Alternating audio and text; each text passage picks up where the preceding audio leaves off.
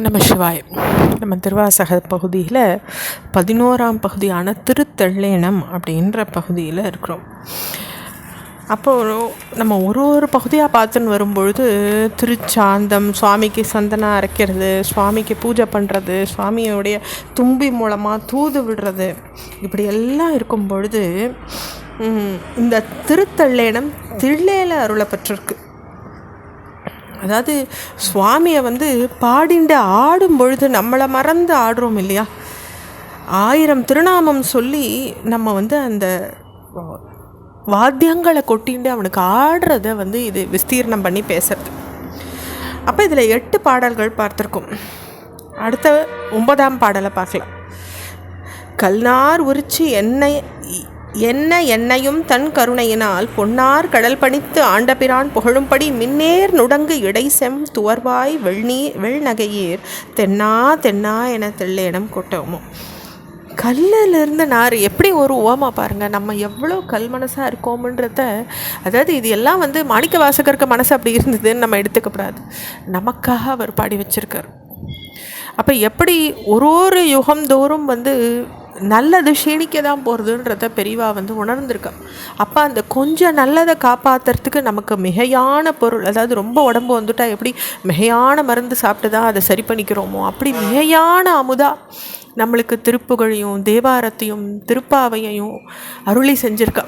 அதிலலாம் மிகையான சத்து இருக்குது. அதில் ஒரு கால் சத்து அரை சத்து நம்மளுக்கு ஏறினா கூட நம்ம சுவாமி அப்படி நினச்சிப்போம்.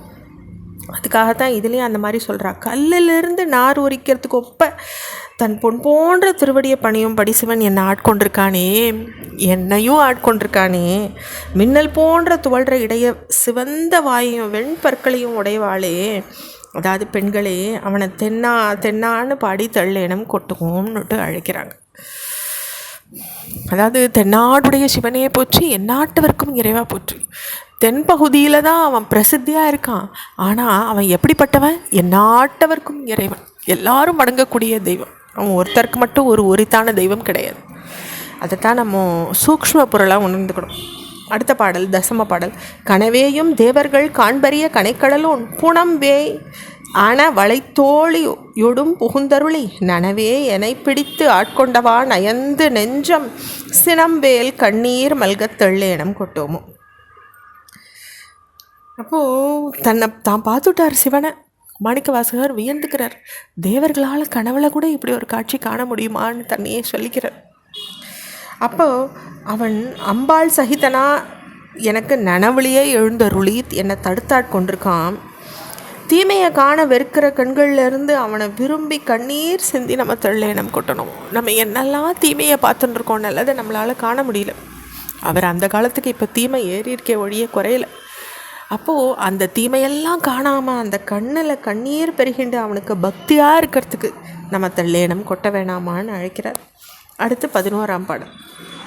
கயல் மாண்ட கண்ணி தன் பங்கன் எனை கலந்து ஆண்டலுமே அயல் மாண்டு அருவினை சுற்றமும் மாண்டு அவனியின் மேல் மயல் மாண்டு மற்ற உள வாசகம் மாண்டு என்னுடைய செயல் மாண்டவா பாடி தள்ளேனம் கொட்டோமோ. அதாவது எதெல்லாம் நம்மளுக்கு ஒழிஞ்சு போயிடும், நம்மளுக்கு உறவு சுற்றம். அந்த கௌரியே சங்கரனை தன்மயம் நம்ம ஆக்கிண்டோன்னே இந்த வேற்றார் உற்றார், அதாவது யார் நமக்கு சொந்தம், இவா நமக்கு ஆகாதவா, இவா நமக்கு ஆனவான்னு எந்த பேதமும் இல்லாத நம்மளுக்கு அந்த வேற்றுமை அருந்து போகிறது. எல்லாரும் நம்மளுக்கு உரியவாளாக போயிடுறான். அந்த பேதம் நமக்கு போயிடுறது. அதே மாதிரி உலகப்பற்று ஒழிஞ்சுடுறது. அவன் புகழ் இல்லாமல் வேறு பேச்சு நம்ம வாயிலிருந்து இல்லாத அது அழிஞ்சு போயிடுறது. அவன் புகழ் பேச்சு மட்டும்தான் நம்ம வாயில் நிற்கிறது. ஏன் செயல் அப்படின்ற அந்த கர்வம் போய் அவன் செயலாக அது மாறிடுது. செயல் மாண்டவா பாடி தெள்ளேனம் கொட்டோமோ. எப்போ என்னுடைய செயல் மாண்டவா, என்னுடைய செயல்னால் நான் செயல் இல்லாமல் ஜடமாயிடணும்னு அர்த்தம் இல்லை. அப்பா அது இனிமேல் நடக்கிறதெல்லாம் உன்னுடைய செயல்பா, நீ ஆட்டுவிக்கிற, நான் செய்கிறேன் அப்படின்ற அந்த மகிமையை நம்ம முழுசாக பாடி நம்ம தெள்ளேனம் கொட்ட மாட்டோமான்னுட்டு அழைக்கிறார். இதோட 11ஆம் பாடல் முடியறது. அடுத்து 12ஆம் பாடல். அதை நம்ம அடுத்த பகுதியில் பார்க்கலாம். ஓம் நம சிவாய்.